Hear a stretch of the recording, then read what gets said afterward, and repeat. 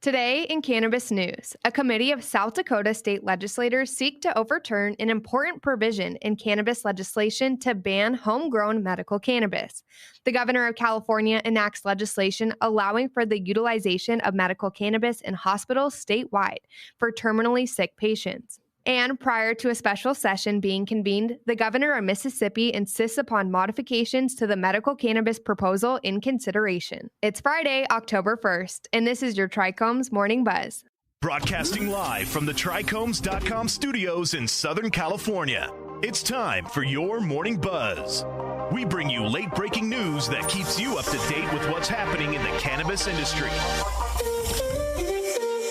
First up, the Medical Cannabis Subcommittee of the South Dakota State Legislature voted 6-4 this week to reverse a crucial element of initiated Measure 26 and declare homegrown cannabis prohibited statewide. However, the committee came up one vote shy of endorsing the removal of a portion of another state statute that pertains to doctors. When a patient files for a medical card from the State Department of Health, doctors must confirm that their patients will find therapeutic advantages from cannabis. But the South Dakota Association of Healthcare Organizations wishes for that to be repealed. The vote of the subcommittee was 5-4, with at least 6 votes from the panel's 11 members being required.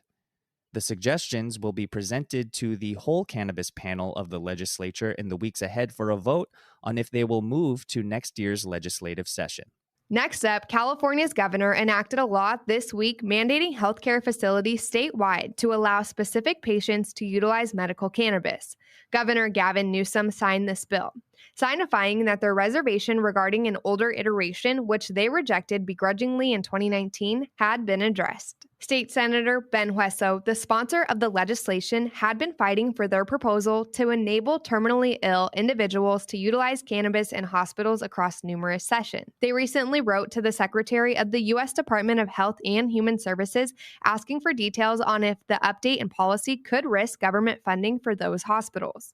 The policy contains some limitations. Patients seeking emergency care, for instance, are not covered, and vaping or smoking cannabis is banned. It also specifies that medical facilities are not obligated to offer or distribute cannabis.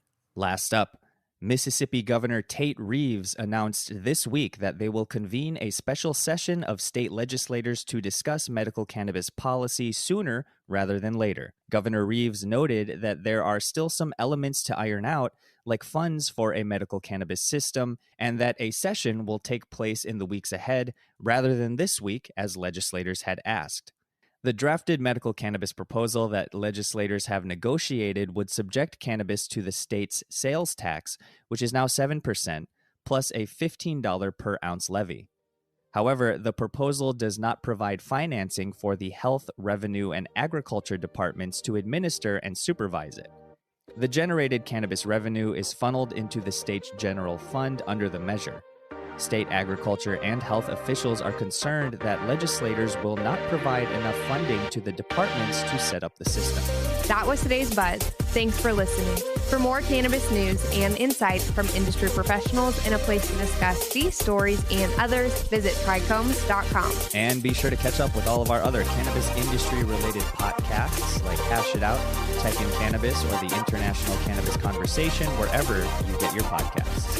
For trichomes.com, I'm RJ Baldwin. And I'm Devin Leal. Have a great day.